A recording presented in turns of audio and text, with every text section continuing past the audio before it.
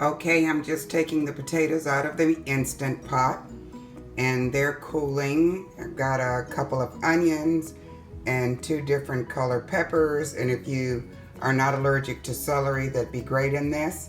And I'm just going to make a simple dish that can be seasoned any kind of way that you like. I'll be right back.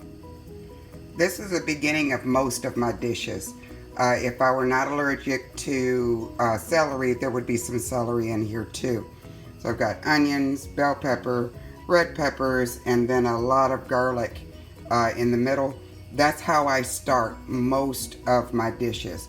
Now this is going to saute in vegetable stock for about 15 minutes. This is what it looks like when it's sauteing. I have a little extra vegetable broth in this one because of the nature of what I'm going to prepare. And for me, these are Creole potatoes. Depending on your spices, they could be Southwestern potatoes. They could even be Asian potatoes if you season them that way. It depends on the seasoning as to what they will be. I'm going to use cayenne pepper in mine. A couple of extra things such as smoked paprika to bring about the Creole flavor. And then some of you may use different seasonings and it's a different dish for you.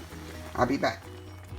I mashed 3 of the smaller potatoes and put the mashed potatoes in here. This is going to thicken up to make a little gravy. That's why I had extra vegetable stock in there. I put in my seasonings as well. Let me stir it up and I'll be right back.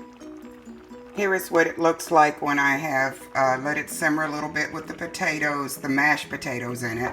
Notice how it's gotten thicker. This is all because of the mashed potatoes that are put in. At this point, you can taste it, see if you want to add more seasoning.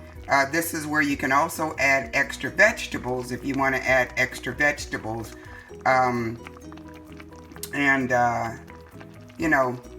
This can be whatever kind of dish you want. I think I'm going to add some frozen spinach to this one, so I'm going to add an extra step. I'll be right back.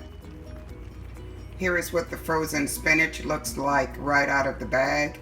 I'm going to stir this together and put the lid on my skillet, and I'm going to let that simmer for about 20 minutes. This is what it looks like now. The spinach has thawed out. It's cooked a little bit. You don't have to cook spinach very much, obviously.